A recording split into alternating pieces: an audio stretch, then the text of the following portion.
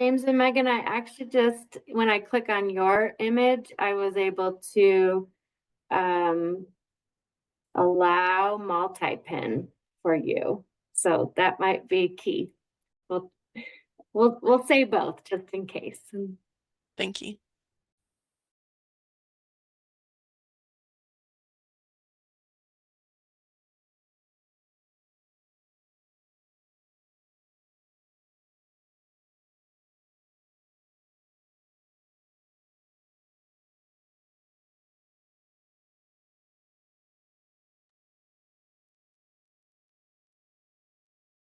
All right, folks are joining us. Welcome. We'll give it just a couple minutes for everyone to log on, and then we'll get started.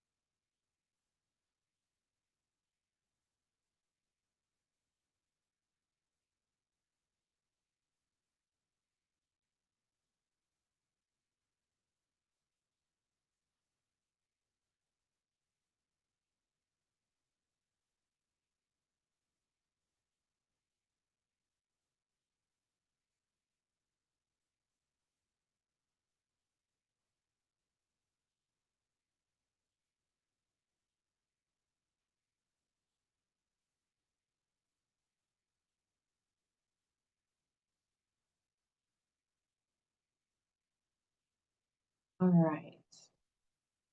We have a few who have joined us, but maybe give it 30 more seconds and then we'll get started. I just want to make sure everyone is able to log on. Sometimes you have to restart in Zoom. I know it always gives me the option of, the newest version when I seem to log on. So we'll make sure everybody is able to do that. And we have more and more joining us. Good.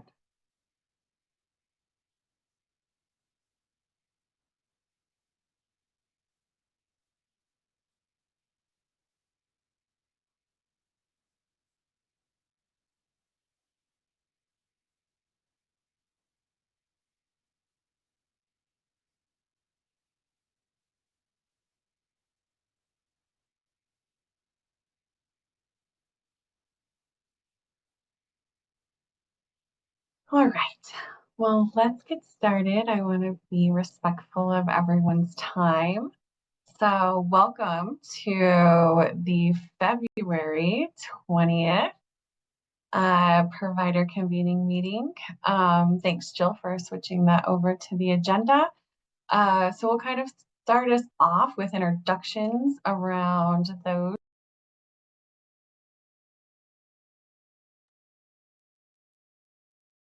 Oh, I feel like someone muted me, but we're gonna keep moving along.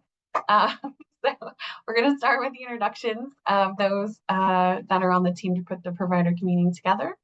We will then move to the ACM 4th edition update.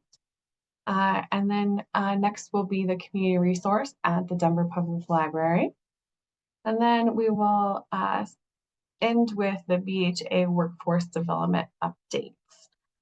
Just as a reminder, these meetings are recorded and the recording and slides will be made available to you all on the BHA website early next week for your reference. Next slide, Jill.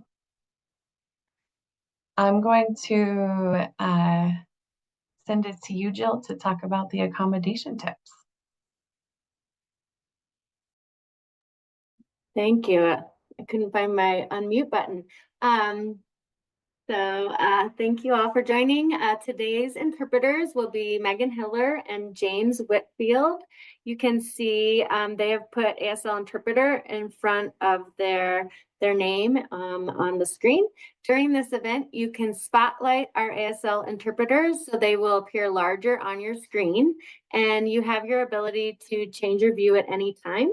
In the upper right-hand corner of your screen is a view button, and you will use this to toggle between speaker view and gallery view. And you can also hover over the right corner of the ASL interpreter video and select pin if you would like to see them larger on your screen. James and Megan will be alternating every 20 minutes or so, and you may need to repin them when they trade. We're not quite sure of that technology, but we did make them multi-pinnable, so hopefully it'll be easy for you. All links will be shared in chat, and we will make this meeting recording and slides available on the BHA website in 3 to 5 days. And yes, back to you, Michelle. Wonderful, thank you. All right, just a nice reminder for those joining us.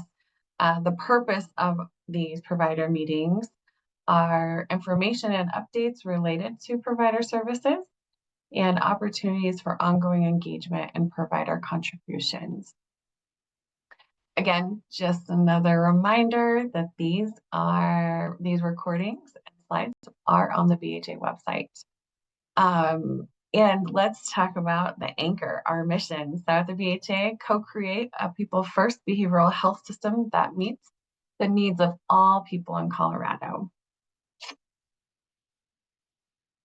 All right, I'm going to introduce the executive leadership, and I believe one of the three is on here, so I will have Kelly introduce herself, but we will start with our commissioner, our fearless leader, Danette Smith, and then our chief strategic officer is Aisha Russo. And Kelly Cossey is the Deputy Commissioner, and she is on with us today. Hello, everybody. Thanks for being part of our call today.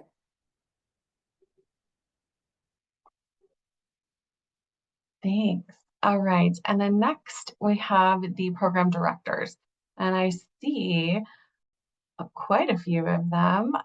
We will start with Mark Hanajani. He is the Adult Behavioral Health Continuum Division Director. He is on with us. And Hi, we have, everybody. Good. and then we have Danielle Culp, Director of Statewide Program Process and Justice Involvement.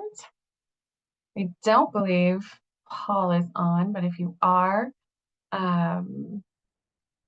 hopefully, I just can't see you. There's lots on the call. He is the Director of Child, Youth, and Family Behavioral Health.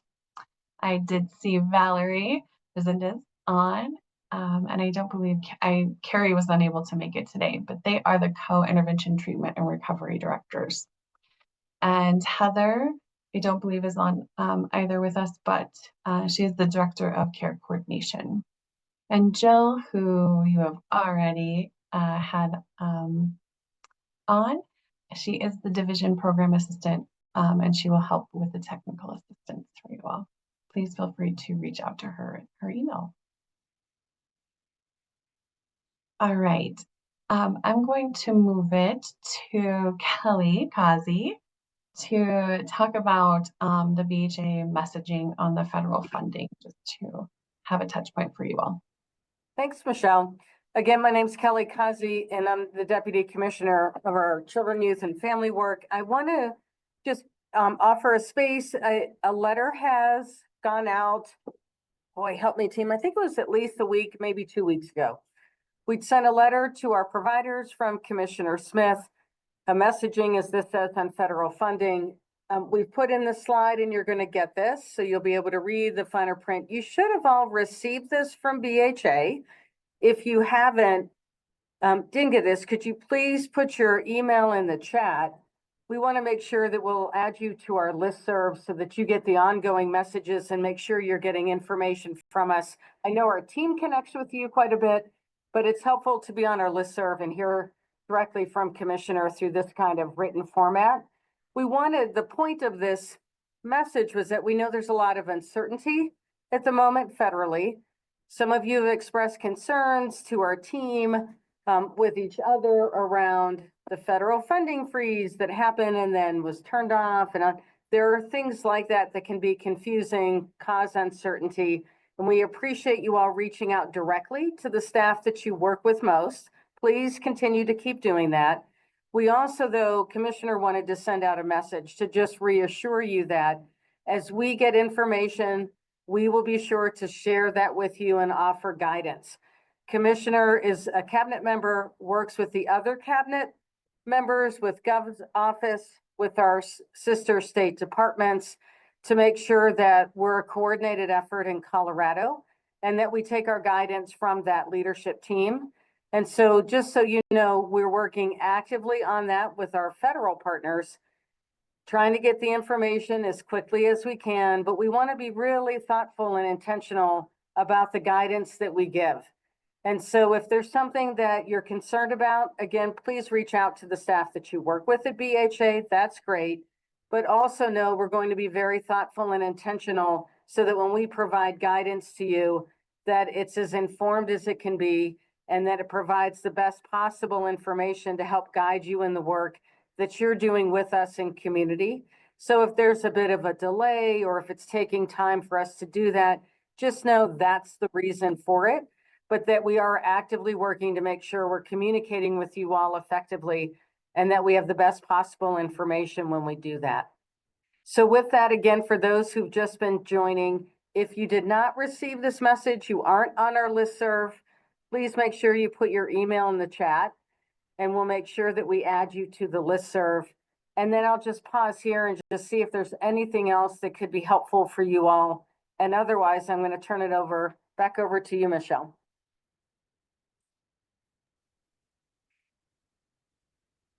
Awesome. Thank you, Kelly. I'm going to pass it to Jill to provide us just some meeting tips for today. So we do have a rather large audience, and so therefore everybody has been muted to reduce background noise. Make sure you're muted when you're not speaking. And if you think of a question specific to federal funding, we're going to ask that you please put those in the Q&A section of the meeting. You can see down in your toolbar, there's two different features. There's the Q&A button, and then there's also the chat. And so if you put your questions that are related to federal funding in the Q&A section of the meeting, after today's presentation, we will circle back to this list and see if there are any specific questions that we would be able to answer today after our presenters. And then we'll also bring anything that we can't answer or anything that is asked today to members of leadership. And then we will be on the lookout for any updates that we can share that address those concerns. If you have questions that are not related to federal funding throughout the presentation, please use our chat or the Zoom's raise hand feature. And those questions will be addressed by the chat moderator when it's appropriate to the presentations. If you do have an opportunity to speak today, we kindly ask that you introduce yourself and your agency. And if you have any trouble unmuting, you can just let us know in the chat or raise your hand. And back to you, Michelle. Michelle, Thanks, before you go forward, I am getting a message that the Q&A is turned off.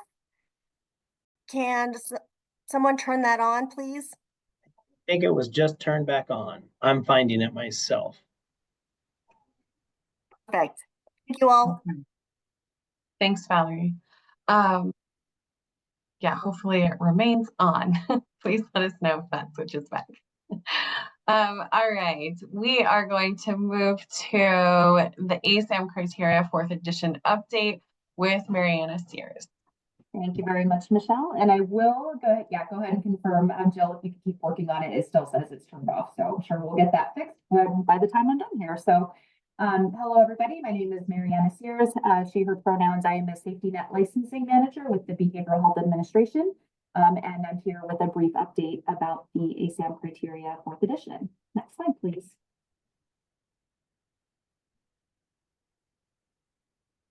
Okay, so we're going to start with a bit of a refresher to make sure that if folks are new to this discussion, that we can level set what we're talking about and why. So where we're at right now, our behavioral health system in the state of Colorado is built upon the 3rd edition of the ASAM criteria. The ASAM criteria is put forward by the American Society of Addiction Medicine. And the version of the ASAM criteria that we utilize up until this point is the 3rd edition that was published back in 2013. So this is the current state. All of the work that was done with the updated provider rules, even just a couple of years ago, all of that was built based in alignment with this 3rd edition of the ASAM criteria. We are in a position now where in 2023, a 4th edition of the ASAM criteria was released and became the national best practice that we are looking to align with. But this 4th edition looks a little bit different than how the 3rd edition was built. It's going to be released in multiple volumes over several years in a row. And so right now, the volume that was released in 2023 is focused on adult treatment services. There will be several volumes that are published next year and the next few years after that, focusing in on adolescent services, transition age, criminal justice involved, as well as behavioral addictions.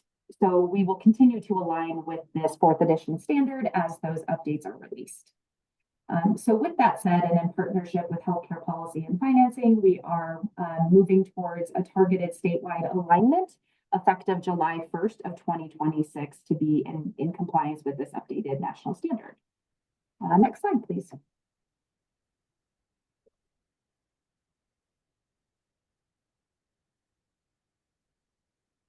Okay, so hopefully folks have seen this transition timeline floating around somewhere.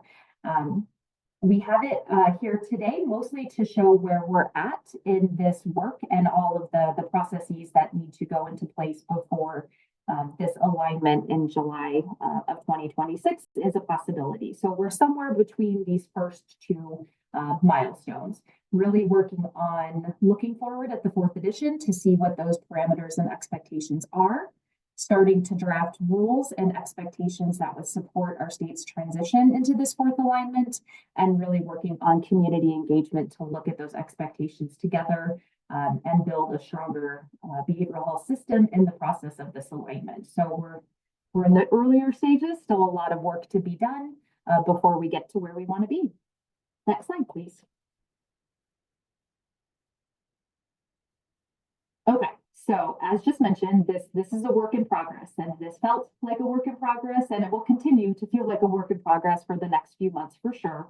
But we're at the point now where the pieces of the puzzle will start to fall together as we have the rules that are being drafted and be able to look at exactly what those expectations will be, and then being able to partner with HCBUF to look at rates and all of the different things that need to fall in line to support the system transitioning going forward. So up until this point, the main focus has really been on residential withdrawal management services. And that is because that particular service looks very different in the 4th edition of the ASAM criteria than it does in current state and the 3rd edition. Our main goal and what we want to achieve in this particular area and making the transition is to have a sustainable option for withdrawal management to live safely and effectively in multiple spaces in our behavioral health system. So our goal is to have it live in residential treatment as contemplated as part of the ASAM 4th edition, as well as really formalizing and operationalizing it in our crisis space, which is how it really functions for a lot of our communities in the current state. So that is our goal, and we're hoping within the next few months to really have that locked down in a way that we can move forward together towards that. I'm excited to announce today that officially our Transition Ambassador Program has kicked off earlier this week, and this is very exciting in this point of transition because this will allow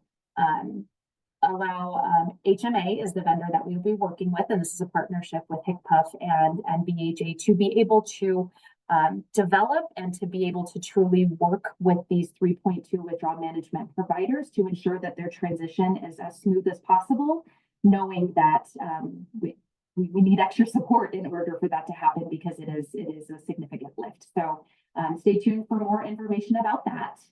And then two more events that I want to highlight today that we would love for you to register for today if you're not already registered for. General residential services. Next week, February 25th at noon, we will be focusing in on overall general residential services in the 4th edition. The direct link is in the chat. Thank you for that, Danielle. I will put a caveat on this one. This will not focus in on criminal justice involved residential. We will have different spaces for that because that is a unique challenge that we will want to tackle separately. And then hot off the presses, we had a save the date that has been posted on the BHA Laws and Rules website. We have decided that that event, March 25th at noon, is going to be kind of the wrap up of this withdrawal management and crisis exploration together. So please, if you have not registered for that one, go ahead and do so. That is in the chat as well. We'll take you directly to that registration link. Next slide, please. Okay, and so the slide I will leave you with, the request is what can providers do? Same ask every time we come back. Please be curious, look at the ASAM website, utilize their implementation tools, really familiarize with what this change looks like so that we can be a step further together as we really get into the community engagement portion in the next few months. There are a lot of free tools that are available there, and they're constantly adding more, so please take advantage of those. And there are also fee involved things, right? You can certainly purchase a copy of the ASAM criteria, which would be the main source of the information and recommended to review. And then the second ask is please join us in this process. So the laws and rules page that was just dropped into the chat, this is where we'll continue to build out all of our upcoming events and different information related to the ASAM. It's about halfway down the page at this point, but it will start to take a more prominent presence on the website as we develop these resources and events. And again, please register for the two that are there right now. We'd love to see you, and certainly reach out to the email BHA rule feedback at state.co.us with your questions and concerns. I think that is it for me. Michelle, over to you. Thank you, Mariana. Any questions for Mariana before we move right into the... Sorry, I did not include a question slide. I apologize. Oh, you're totally fine. All right. Well, if you do, we will have opportunity to circle back. But for now, we will move to Brianne Hansen with the Denver Public Library Community Resource. Hi, good afternoon, guys, and thank you, Michelle, for that introduction, and thank you all for having me. As Michelle said, I am Brianne Hansen. I am the Community Resource Manager for the Denver Public Library. The Community Resource Program at DPL focuses on supporting customers experiencing homelessness, mental health, or substance misuse challenges, and also adults seeking resources. Our staff members are considered the intermediate resource, and their main goal is to assist customers and connect them to community-based or city-based organizations to get resources, as well as build relationships and ensure that our library is a welcoming space to everyone who comes in. Customers work with us voluntarily. There are no requirements to be able to get services with any of our staff, and the work we do is confidential. Our team uses a trauma-informed approach, and we believe in autonomy and agency of our customer and work from a harm reduction lens. I started with the library back in January of 2022, so going into my 4th year now. First as the social worker for the Central Library, supervising our group of peer resource navigators, And I moved into the manager position later on that year. So it's been about just over 3 years I've been working with the library. Next slide, please. Okay, to give you guys a little bit of history on our program at the Denver Public Library, we'll go all the way back to 2007 when our security team was established. DPL has a proprietary, meaning in-house security team, which supports most of our locations. And what is special about that in comparison to other library systems is that we get to choose how our security staff interact with our customers. So our security staff really live by our values of welcoming and curiosity to ensure that all customers who come into our 27 different locations are really welcome into the building.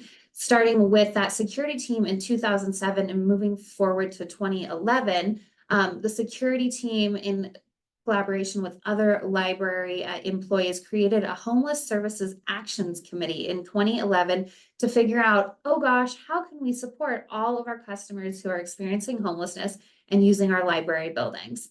That turned into, in 2015, us hiring our first social worker. Really exciting time for DPL. We were I think one of the first 7 public libraries in the United States to hire a social worker to support customers. 2016, we had a second social worker added, and there still was way too much work for these 2 lovely humans. And so in the following years, we've added peer navigators. Peer navigators is one of what I think is the really special things that DPL does, having folks with lived experience, meeting people where they are at all over our library buildings, and really building relationships and supporting folks so that they're really successful in our libraries. In 2018, our positions moved from being grant funded to being on our general fund. So all of our employees by that year were on our general fund, regular DPL employees enjoying all of those city benefits that we love. And that really turned into our program and almost the number that we see today. So currently we have 12 positions on our team. In 2022, we did a program restructure to help with upward trajectory of our peer navigators and other roles they could move into in our department. And then in 2023, we added 2 supervisor roles. We've really grown the program and have been at DPL. Gosh, we just completed our 10th year at Denver Public Library, which was really exciting. Next slide, please. Okay, so our team structure, I am the manager. We have 2 supervisors on our team. And then we have 3 what we call branch resource coordinators, and then 6 peer resource navigators. Our team does work at the central library, but also goes out to branch locations to ensure that we're all doing a little bit of everything and getting really comfortable in all of the different locations, supporting the different populations that come in. Our branch resource coordinators' primary focus is to support customers at branches. So they go to branches 4 days a week. And we've divided our locations so that each person has about 9 locations that they're supporting. When they go out to branch locations, they're going to check in with customers and also check in with staff and really answer questions for staff, give some coaching, guidance on how to de-escalate situations so we're not having to ask people to leave, really try to support our staff members who are on the front lines every day at our libraries in supporting all the customers that come through even when we're not there. Our peer resource navigators are professionally trained individuals with lived experience and adverse life challenges. Each person who comes to these positions has experience accessing different community systems, and because of this, they're all experts in their field. Every peer navigator is different. We like to remind all of our staff members about that no 2 people's experience is alike. And peer navigators, as I said earlier, have a unique role at Denver Public Library and have the opportunity to build supportive relationships with library patrons, as well as provide resources when folks are ready. In 2022, we went through a pretty significant team restructuring. Prior to COVID, our team did some clinical work. So we were doing mental health holds, especially at the Central Library, getting people onto crisis centers from here. And during COVID, one of the positive things that came out of COVID was more co-responder programs. So we no longer have kind of that clinical step we take at the library. We're able to call STAR or a different co-responder program to come over, support our customers, and take them on to the next step. Because of that change in the community options, we were able to remove the master's level social work requirement for our branch positions and allow our peer navigators, when ready, to be able to move up in our department and become branch resource coordinators. Most of our peers are in their positions for about 2 to 3 years. And if you know anything about peer work, I'm sure you've heard that sometimes peers, if you feel really stuck in that work and that there's not always a good trajectory up and out. And what we wanted to create here at DPL was an option to go up when those folks are ready. Peer work is really, really hard work. Back before I did program management and had a couple of fancy degrees, I did peer work. And peer work is really what we use here at the library to check in on folks, make sure that folks are welcome, and really invite folks back again and again. We want folks to come into our buildings and say, oh gosh, I was having a hard day, but somebody gave me a snack and checked in with me and offered to get me some help. And then they come back and again for that. And that's one of the things we're really proud of. Let me see, sorry, I got lost in the talking. I apologize. Let me glance back at my notes for a second. Our role is a little bit different between the central library and our branch libraries. At the central library, which is our biggest location downtown, the building is 7 floors high. It is a city block wide, and 6 of those floors are public. We do a lot of what we call operational support here. So we have our employees walking the floors in bright yellow backpacks full of snacks and hygiene items and cold weather gear, and checking in with folks really where they're at and trying to offer solutions in that moment to improve someone's day so that they're really successful in the library. We do a lot of de-escalation. We work in collaboration with our security team and our other frontline staff members so we can jump in, de-escalate situations right away so that folks are able to stay in the library. One of the goals of our team is to have less folks suspended from library locations. And we do that through relationship building and valuing everyone who comes in our door and letting them know that they're valued. I know it sounds corny, but it really works. And my team does an excellent job at doing this. One of the other things we specifically do at the central library is going to be bathroom checks. I don't think I ever present without talking about bathrooms. Lots of folks, I saw Michelle laugh, it is funny. Lots of folks who are coming in to use our public library buildings are coming in because it's hot or it's cold. There's bathrooms, there's water to meet these basic needs. So we want to make sure that our bathrooms are really safe places. So we are constantly having security during safety checks in there. Call out, let me know you're good in that stall. Our team members roll through about every 30 minutes to each bathroom doing the same thing. We want to ensure that all customers in our libraries know that our staff are in those libraries. We're here to help. And if there's any shenanigans, we're going to jump in pretty early to make sure those shenanigans are moved on and you can try the library another day. My staff does an excellent job just ensuring kind of this welcoming space for folks and giving folks second chances when they're having a bad day. At branch locations, checking my time. Okay. So at branch locations, we do a lot of resource navigation, peer support, customer support, and then again, staff guidance. There are 26 branch locations within Denver Public Library. Central is the 27th location. The 3 busiest locations for our population is going to be our Blair Caldwell Library, our Corky Gonzalez Library, and then our Ross Broadway Library, which is a teeny tiny library downtown that people really love. Our team members are stationed at each of those libraries 3 full days a week to make sure that we're able to support folks at those locations, just like we do at the Central Library. At the Central Library, we also have a new resource center. If I could get the next slide, please, and we've got a little video.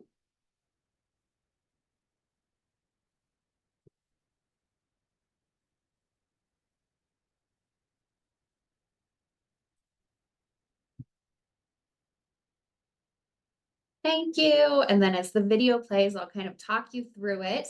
When the Central Library did our renovation last year, we reopened in November. We added a resource center on the first floor of our library. So that's what you're seeing right now is our resource center that's open Monday through Thursday from 10 a.m. to 4:30 p.m. You come in, we've got resources, it's brand new, so we don't have it all filled up yet. We've got lots of flyers out for folks. Some folks come in to just grab flyers and take off. Some folks come in to have deeper conversations, which we have areas for in the back. We have some seating for folks, which is really nice, and we have a lot of great conversations there. And then we have a closet full of goods that we give to folks. So people sometimes are coming in and maybe they need chapstick, maybe they need menstrual hygiene items, maybe they need cold weather gear, maybe they don't have a jacket. One thing that we see somewhat often in the central library is people that don't have shoes on, maybe in the winter, or a shirt on in the summer. So we're able to get those items to folks right away so that they're able to stay in the library that day. Then we've got a couple of just little seating areas back here so that our staff can sit down and have conversations with customers. And just kind of another place to go instead of the big library building if we're needing a little bit of space, or if someone is having a mental health crisis that we need to support them through while we are waiting for a crisis response to happen. This is a new space that we did not have before the renovation. So we're very thankful, and we've got a lot of customers that are coming in and really using this space. Thank you. I appreciate you playing that video, and we can go to the next slide. Some of the resources that we connect our customers to are just different things in the community. Food resources is going to be the biggest one. Also, harm reduction supplies, that's going to be another huge one. Crisis services, lots of sober livings for folks who have a substance misuse challenge. We really sit down with our customers and want to hear what they're looking for, what they've tried before, what didn't work, and try to provide some new options for them. Next slide, please.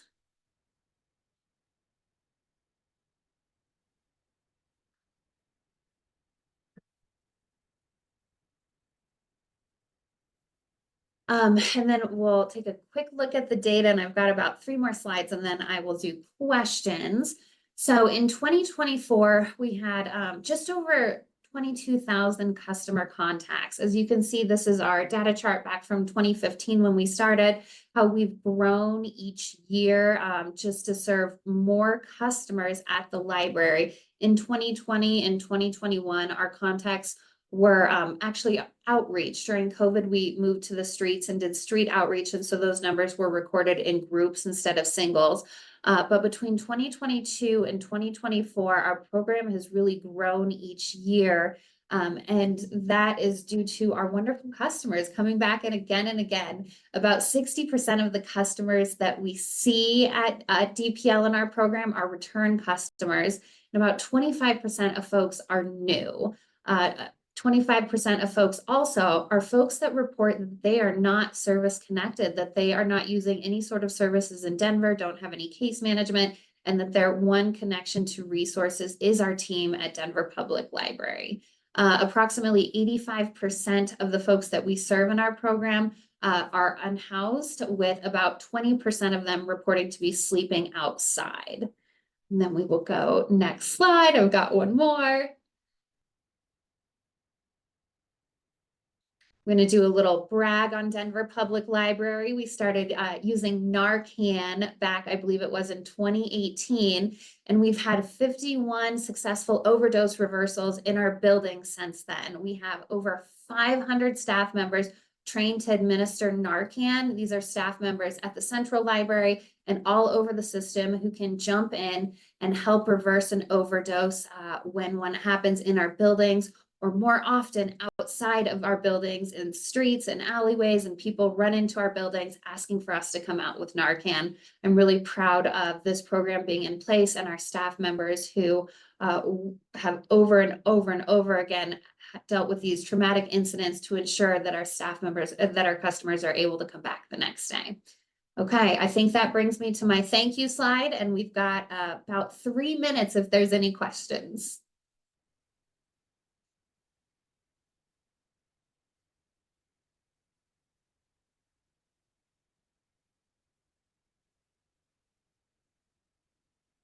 And if there's not questions, I will handle it back. That's great too. That was a ton of information in 17 minutes, so I hope that was not too much.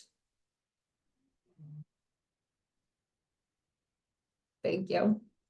This is amazing. Thank you, Brian. Yeah, I'm in awe to hear all of the amazing work being done there. So thank you for sharing that program with us. All right, we are going to pass it to Lisa Bader-Weinberg, and she's going to talk about workforce development with Hello, everyone. Can everyone hear me? I'm on a headset, so I sometimes can't tell. Thank you. So my name is Lisa Bader-Weinberg, and I am the Workforce Development Director for the Behavioral Health Administration. And my pronouns are she, hers. And I am really excited to share some of our workforce development updates with you. Next slide, please. So just to give you a kind of brief overview on the what I'll talk about today is I'll give you a very, very brief background on how we kind of started, the current work that we're working on, sort of the future, some future projects we're continuing, and I'll leave time for questions at the end. So very, very quickly, on April 22nd, 2021, Governor Jared Polis signed Colorado House Bill 21-1097. And this bill directed the Colorado Department of Human Services to establish a new behavioral health administration by July of 2022. And so as of July of 2022, we were up and going, and we were funded out of legislation that was coming from the what we call ARPA, which is the American Rescue Plan Act. So just kind of remember, we were starting off this work right as there was a lot of uncertainty about the world and the state of work for everybody in the country and really kind of around the world. So we were much of our work was initially focused by legislation and by these American Rescue Plan Acts. And so we were sort of directed to place a lot of it into grants, develop some programs with other state agencies, and create a learning management system, which we called OwnPath Learning Hub, or what is called a learning management system. If you've taken courses online ever, you've probably worked on some with your colleges or universities if you've ever experienced that. We've built one as well. So now I'm going to talk a little bit about if you could please move to the next slide.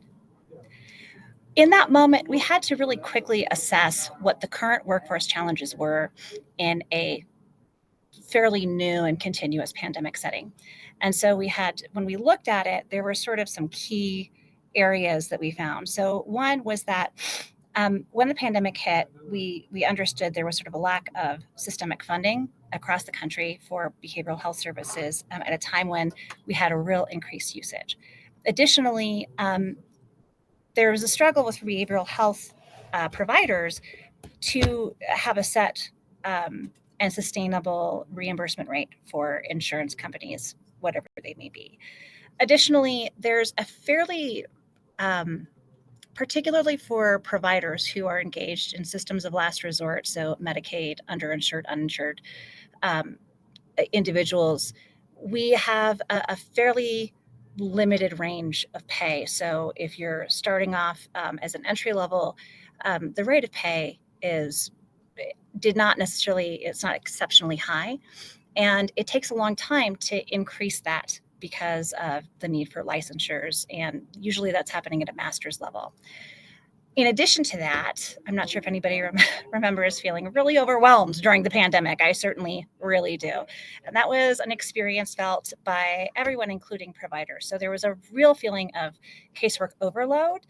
In addition to that, we had a lot of, it really brought up the issues that we had with rural infrastructure challenges, because if we recall, it was like almost overnight the world became online. And so, we needed to find ways to reach our most rural Colorado providers and citizens across the state. Additionally, into that, during that time period, we had many people who determined that they were going to retire from their work. So we had a whole portion of providers who were older, who were close to retirement age, and they were retiring. And we didn't have a lot of younger generations coming in to replace those roles, because the younger generations were facing an increased cost of education and living than prior generations. And so I share all of this to kind of give you a sort of landscape setting to understand that there's no silver bullet. And so we had to create a way of addressing these needs in a multi-pronged approach. So if you would mind going to the next slide, please.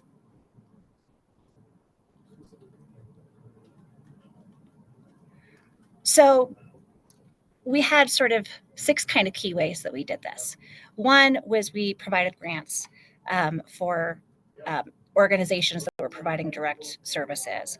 We also had to develop pipeline programs for individuals who wanted to go into behavioral health and or increase their training or knowledge and skill base.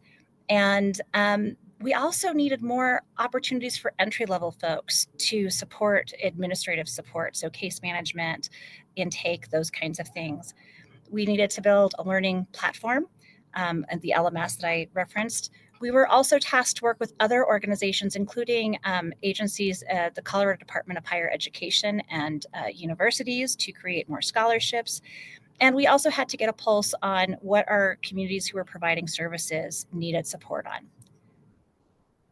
Could you go to the next slide, please? So now I'm going to talk about our current work. Most of the current work that we're still completing this large amount of work that we were tasked to do. And so that funding really comes from Senate Bill 22-181. And so just to give you a very, very brief synopsis of some high-level pieces, we spent $4.5 million in direct grants for recruitment and retention to 24 agencies that provided direct services. And again, this was to help recruit talent and retain talent in a time when it was hard to we had a lot of providers sharing that it was hard to keep staff because of burnout rates and the severity of needs. We also devoted $3.6 million into career pipeline grants that we again provided to direct service providers. 18 agencies received grants from that. And those grants funded everything from upskilled training in those agencies all the way to postdoctoral continuing education and or licensure support for scholarships. We also put $5 million into peer support grants to agencies that create training and certification, that COPA certification for peer support specialists to enter the field. These grants are set to double the number of certified peer support grants in the state from the time we started. So roughly 300 new certified peer support specialists will be come out of these programs as a result of this funding. And then finally, we spent $2 million we were tasked within this funding to create an entry-level role that could be Medicaid reimbursable. And so we worked with the community college system, and we created with them the Qualified Behavioral Health Assistant role. That role is it's a micro certification. So it's for individuals who are working at different levels. I'm going to talk about this in the next slide. So but roughly we spent $2 million on that. If you want to go to the next slide, please. So we worked with a lot of, and because the legislation mandated that we work with other state agencies. So we built 5 programs we funded 5 programs across different state agencies to ensure that we were able to utilize our state resources in a collaborative and effective way without creating redundancy. And so here are the partners that we had: the Lieutenant Gov's Office, Metro State University, the Community College System, Western Interstate Commission for Higher Education, to name a few.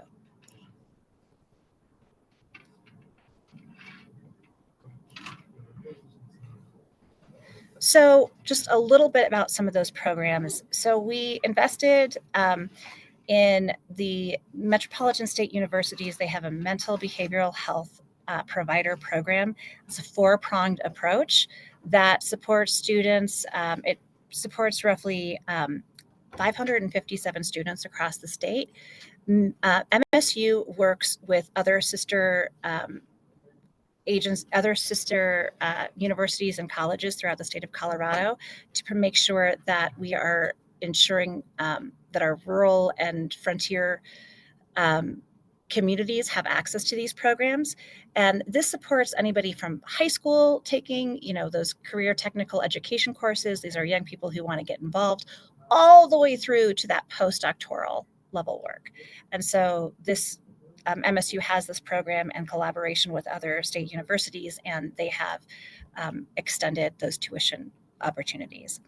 Another program that we've piloted is a P-TECH, is typically a science or STEM program that is offered to high schools. And this was the first ever mental health P-TECH that has been built.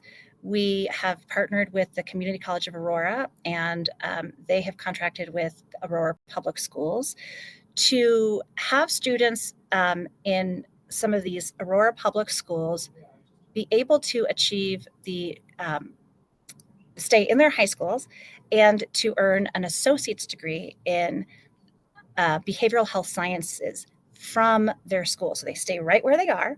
They continue to take classes at their school from teachers they know and in a community environment that's supported and known. And then they engage in work-based learning. So they're taking courses, they're being placed and in work settings, they're being paid in those settings to live, and to those funds don't have to go to tuition. They're livable wages. And these individuals, by the time they're done with their internships and their learning, they've achieved an associate's degree. This is a great opportunity for us to help support. Lots of agencies have reached out and said, hey, we're looking for any way that we can get involved in getting those entry-level positions paid for. This is part of it. That if you're in the P-TECH program, because you're going through the community college system, that allows for those students will receive that qualified behavioral health assistant micro-credential, which becomes Medicaid billing and Medicaid billable. And I will talk about that in just a moment.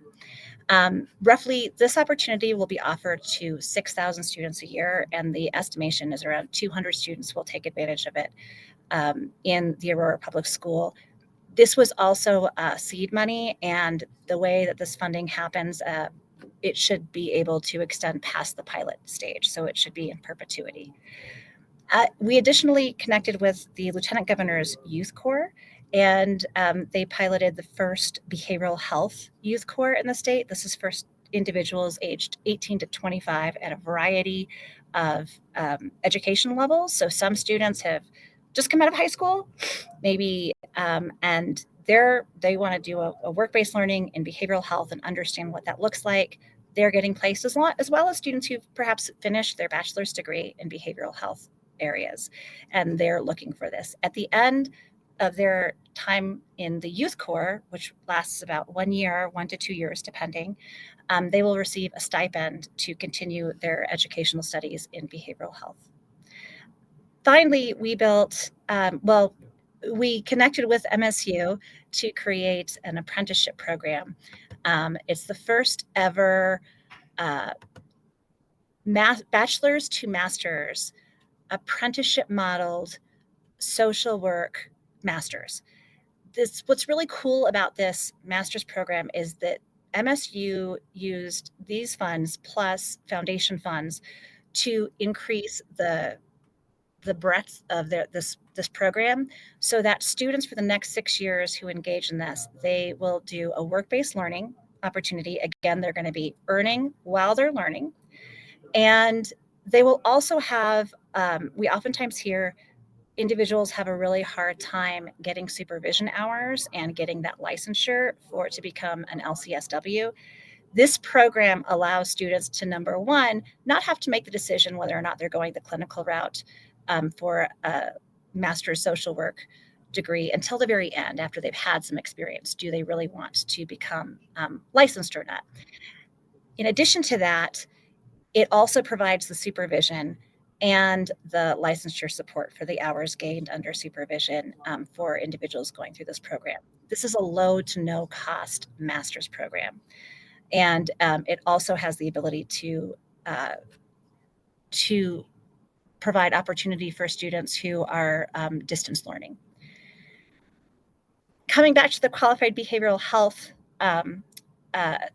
assistant role, this is for, we've worked with the Community College of Aurora. They have built a micro-credential that can be earned in 10 credit hours. So if somebody earns this micro-credential, if they're taking 10 credit hours of coursework, they can be Medicaid, the work that they're completing can be Medicaid billable. Again, this role was designed to help relieve administrative support for direct care providers. So some of this case management and these other very important needs can be done by this provider. Yeah, if you want to go to the next slide. Thanks. So if you want to connect, if you go to this link, there's a live link here, the Community College of Aurora, for example. You can click on it and it will take you to their website. It's all offered through the Community College Services. We offered a scholarship of $1.3 million in addition to this, so that anybody who wants to take this, it's okay, Jill. Anybody who wants to take this course, there are funds available to support this coursework. If somebody is currently already working in this role but is not assertive, does not have that micro-credential, they can take a boot camp that is still equivalent to 10 credit hours, should they want. And they can receive this micro-credential in a fast-paced way if they're already working in the role. If you could go to the next slide. So finally, I'm going to talk about the learning management system. So the purposes of the learning management system were to allow people to do some career exploration, to upskill and provide continuing education credits for people who work within the behavioral health landscape, to understand that this is a place for anybody. So for educators who also oftentimes have the realities of needing to support individuals with mental health systems, first responders, peace officers. There's something for everybody on here. Or if you're just curious and you're a person who's interested in learning more, you can come on here and do this.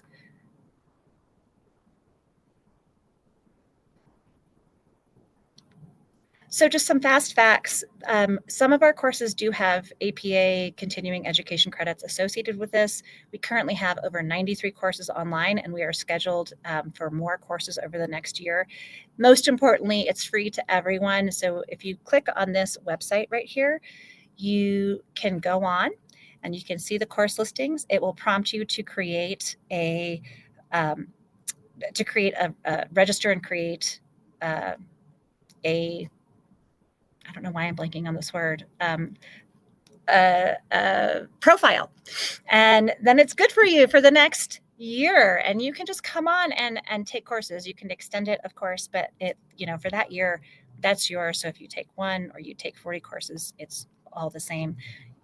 You can take those courses, they're asynchronous, and you will just receive a certificate of completion once you're done.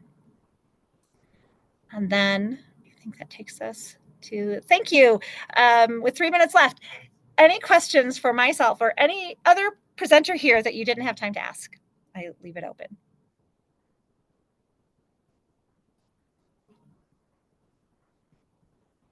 That was a lot of information, and especially towards the end as we got closer. So wonderful. Thank you so much, Lisa. Certainly.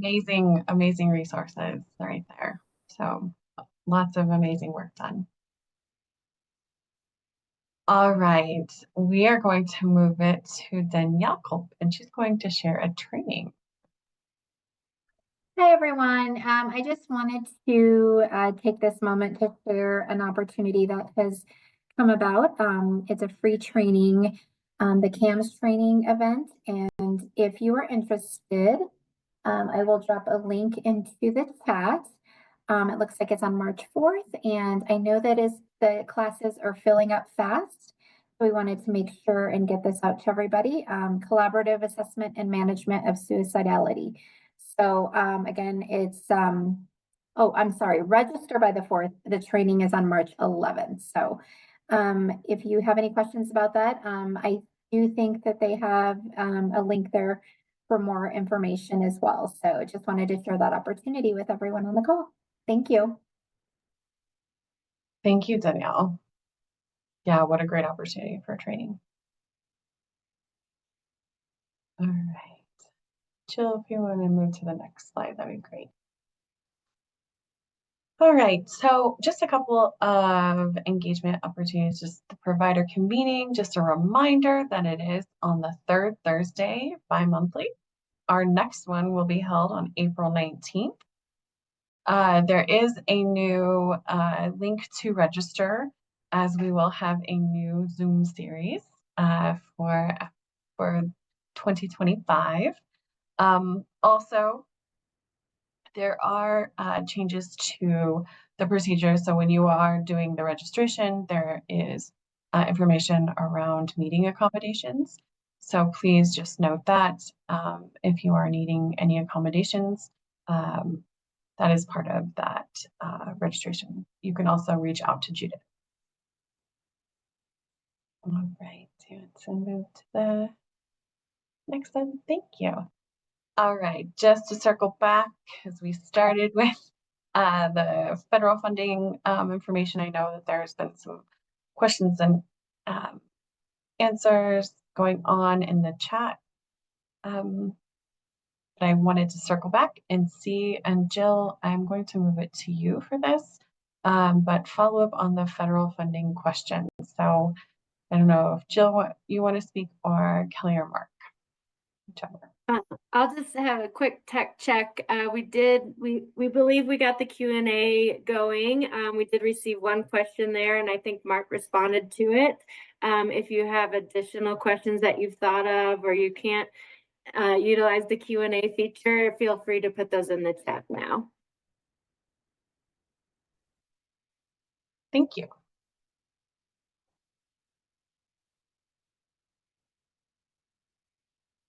All right. Last slide, Jill.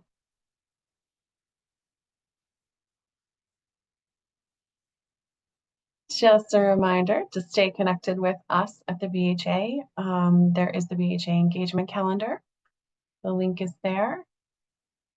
You can also follow us, Facebook, Instagram, all the fun. LinkedIn. Thanks for putting that in the chat. All right, any final comments, questions?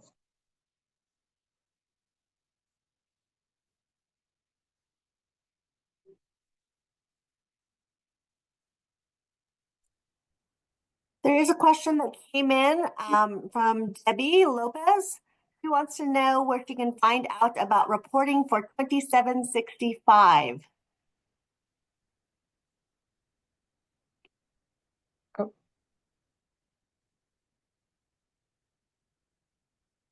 Info about that. Does someone want to take that question? And then I see Charles has his hand up. So Debbie, I will try. I don't have the specific information for that, but what I can do is get you some information to connect with Jess Bell, who is part of the 2765 unit. And she should be able to help you with whatever you need there. So I will pop that in the chat here in just a moment. Thank you, Mariana. Charles, I see your hand up. Yeah, I just had a question.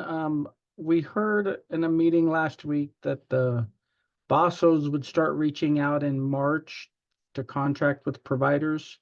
But is there any clearer timelines or outline, or do we know exactly when that's going to occur? Or is there any information you can share about that?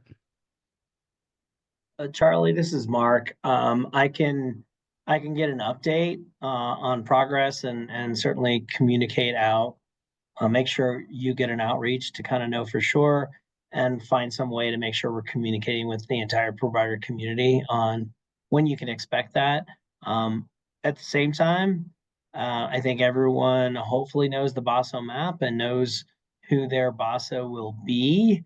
And there is nothing prohibiting from you, to reach out and say, hey, I'm a big provider in your region and I'd really love to contract with you, but I will try to get some info for you. Okay. That'd be great. You bet. Thanks, Mark. And thank you for putting Jessica's Bell's information in there, Mariana. And any other questions? Here's another question. This is from Andrew Gabor, and I don't know if Lisa, you can answer this regarding the 100-hour requirement for peer training. Yeah. So thank you. I was just in the midst of it'll be faster to respond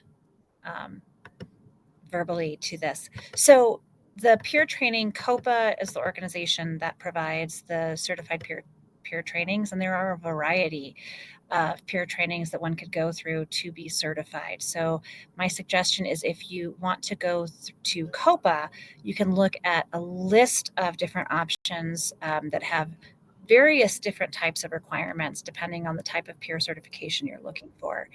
And it is true currently, HCPF or Medicaid is billable only once you are peer certified. Yes, Andrew? Just to clarify on that, I think my biggest question is that the 200 hours is actually required by the BHA, which is preventing providers and specifically RSSOs from billing peer services early on, which makes it really impossible to expand programming without a grant. That is Andrew, I'm yeah. curious, where is that 200 hour? Where did you see that 200 hours? I'm curious. Oh, you're on You're on mute. mute. Sorry to cut you off. No, sorry. Lisa. Thank you. That would be 3.3 C1, the rules, or C2, sorry. Okay, I'm not looking at it right now. Look, Mariana has, it looks like she's. I'm here. Yes. So I am pulling up my rules right now. So Andrew, I think this is a great question and something that we can look at this as part of kind of rule feedback going forward and really being able to look at that. And we will be needing to work on aligned provider rules in the next few months anyway. So we can certainly take this feedback and see if we can incorporate that into that process going forward. So thank you for bringing it up. Awesome. Thank you.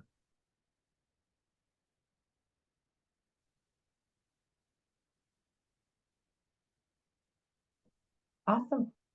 And then I did have another question about the RFI. I know you might not be able to address it right now, but there were conflicting times of when it's due on the application. So I wanted to see if the BHA has any, if they could send, okay, 5 p.m. I wonder if we can get that in writing through email, just so if people accidentally get disqualified for a different time for whatever reason. Like if 6 months down the road, it's like, oh no, it's actually 5 a.m. Andrew, thanks I'll for work on that. that. Yep, Mark and I'll bring that to the contract team. Yeah, thanks. Thank you. It shows how thoroughly you read it. Thanks for catching that we didn't do. So thank No you. worries. You can thank Camille. Thank Not you. a surprise. That's awesome. All right. Any others? Okay. Thank you, Mariana, for adding another resource in there. All right. On that note, let's get 20 minutes back in your day. So it was so nice to have you all here with us. Thank you so much for your time and questions and clarity. We really appreciate you all being here. Thank you so much.